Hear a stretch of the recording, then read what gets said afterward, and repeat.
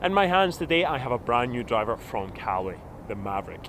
And in this video I'm going to talk to you about the design and technology packed into this driver. I'm going to give you a really good idea of why Callaway are making some pretty big claims on what this driver is going to deliver in terms of performance, the improvements over last year's Epic Flash, and also give you a good idea of the differences between the three models. We have the standard Maverick here in my hands, and I also have the Maverick Sub-Zero and the Maverick Max. But we'll run into all that a bit later on. First off, if you're new to our YouTube channel, please hit that subscribe button below, give us a thumbs up if you enjoy this video, and if you have any questions, just leave them in the comments and I'll answer them for you.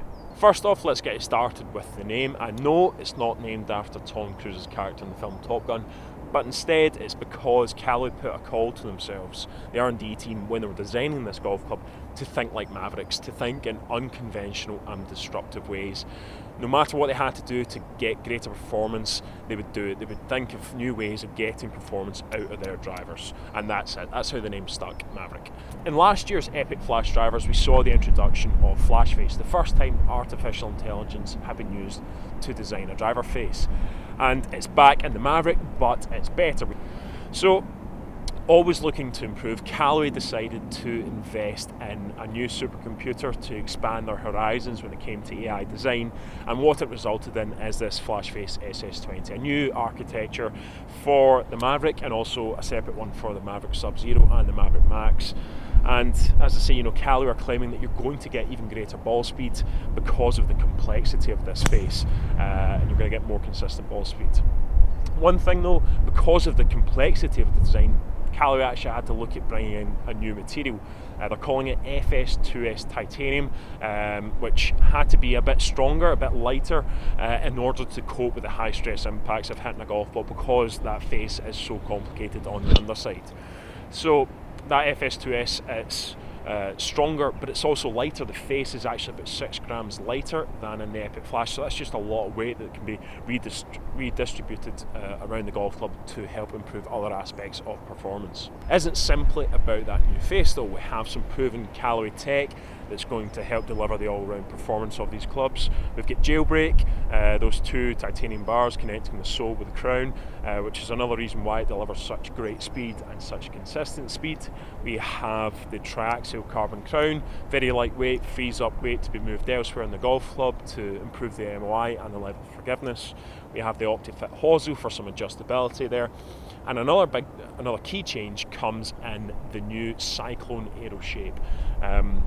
As you can see, this driver looks a wee bit different in terms of shaping when compared to the Flash of last year or the Rogue before it. And Callaway are saying that with this flatter crown and this raised section towards the rear of the sole, it's going to be a lot more aerodynamically efficient. So it's going to be faster, produce faster club head speeds, that's the idea. But despite the fact that they've gone for this aerodynamic shape, they're not sacrificing on forgiveness. We don't have a lot of weight loaned back in the golf club because of that raised section, but Callaway say the new Flash Face, because it's so good at producing consistent ball speeds and consistent spin rates, is that you're going to get tight dispersion with this golf club, despite the fact that it's maybe not got the highest MOI reading on the market. So it's delivering on all fronts. That's what Callaway want to say. Performance without any sacrifices. You're getting ball speed thanks to Flash Face. You're getting consistency there. You're getting consistent spin rates. You've got Jailbreak to again enhance that speed. You've got the lightweight carbon crown to increase forgiveness, give you ideal CG location for high launch, low spin. You've got the new Cyclone Aero shape for better aerodynamics.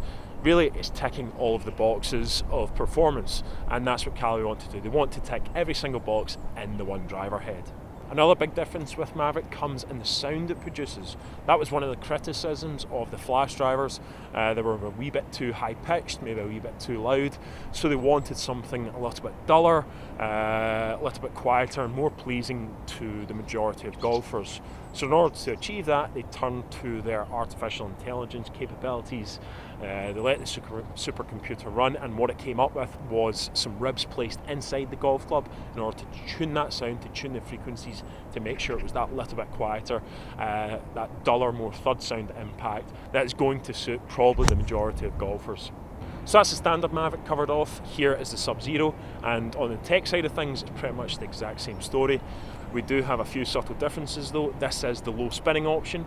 Callaway say it's a great combination of low spin and high MOI in the one head.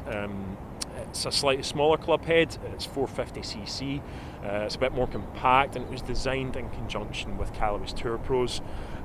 We have the adjustable weights here, so if you want really low launch, really low spin, you can put that heavy weight in the forward section. If you want to see those spin rates and that launch a wee bit higher, put the heavy weight in the back section. But this is the one that's going to be tailored towards faster swing speeds, better players.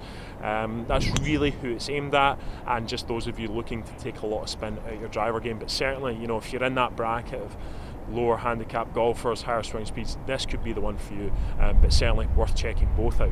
Lastly, we have the Maverick Max, and this again has a slightly different shape. It's a bit of a larger footprint, and this is the highest MOI of the three. It's going to be the easiest to launch, the easiest to hit, and the most forgiving. As you can see, unlike the standard model, we do have quite a bit of weight loaned back in the club head, so it's just going to boost those MOI levels, make this thing so easy to get up in the air, and it also offers a little bit more draw bias. In fact, we have two interchangeable weights here, so if you want a lot of draw bias, you can put the heavier one in the heel section. If you're looking for just a lot of MOI, a lot of help getting the ball up in there, you can put the heavier weight in the rear of the golf club. But certainly, if you struggle with your driver game, if you're looking something real easy to hit, maybe something that will help cure your slice, then the Max will probably be the one for you.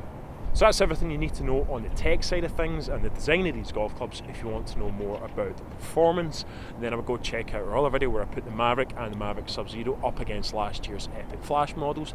Interesting to see the numbers, whether Callaway are delivering on the promises they're making with the Maverick, and just my thoughts having taken them out on the golf course. Lastly though, I just want to say thank you very much for watching this video. If you've enjoyed it, please hit that like button.